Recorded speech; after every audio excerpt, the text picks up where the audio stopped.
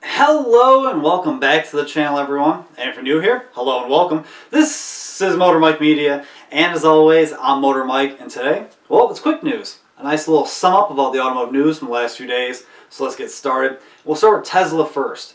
Basically, Tesla is saying that they're going to use Bitcoin currency to be able to purchase their vehicles, and they made a huge investment into Bitcoin. But we're not here to talk about stocks, so let's keep moving. We'll go to Rivian, another electric car company. They're actually finding locations and building some retail stores, which is always a good thing to see.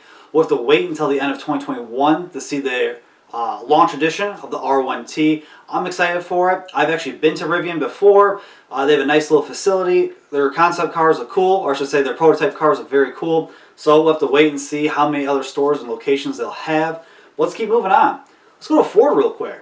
Now, I've already talked about the Ford Raptor. I made a whole video on it, so if you feel like watching it, I'll leave in the description down below. But basically, the Raptor, it's an off-road monster. Yes, we have to wait till 2022 to get the V8 version, but Ford stated just the other day that there's no hybrid version of it or electric version of the Raptor anywhere in the works, so we can keep the gasoline engines for a while, so that's a good thing. But let's go to Nissan real quick. Nissan debuted the Pathfinder last week, and it looks pretty good. Nissan's going through their portfolio, trying to update all their models. I like the front end, big V-motion grille, nice new headlights, and the side profile. Good body lines, a nice silhouette. It's a little bit boxier in the rear end, and that rear end. Nice lights in the back. They're pretty narrow. There's an upscale feeling to them, and especially when you get into the interior. They've done a good job at improving material quality. It feels more premium, more upscale, and a lot of tech here.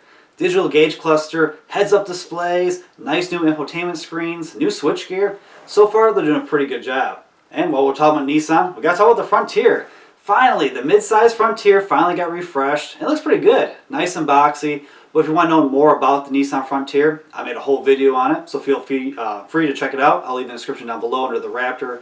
But I'm excited. It's always good to get new trucks. Now let's move on to, well, Jeep. Jeep's saying they'll have an electric version of the Wrangler at Mojave in spring, which is awesome to see. Their Mojave event is awesome. They bring cool concept cars, old cars. You get to see it like glimpses of the future of the Jeep brand. Really cool. I'm excited to see this electric Wrangler in action. But other news is, well, we'll go to Lexus. And Lexus is saying that they're going to have a trio of V8 powered F cars in the next few years. I'm excited about that. Lexus/Toyota makes great V8s. And, you know, in the next 15-20 years, we're not going to have a whole lot of combustion engines. So why not go ham right now, make those V8s, make all that power, that great sound. I'm excited for it. Well, that's all I had for you guys for today. If you want to, and you haven't already, please check out my channel. I keep trying to give you guys more and more content. I talk about cars, trucks, crossovers, and SUVs, combustion engines, and EVs, a little bit of everything. But please, like, comment, subscribe. Hit that notification bell. That way you guys can stay up to date with the latest and greatest from my channel. And if you want to support me in a more personal way, I have a Patreon now. So check it out after this. I have different tiers. It gives you some different stuff. But as always, I truly, truly appreciate you guys for watching. And I'll see you all in the next one.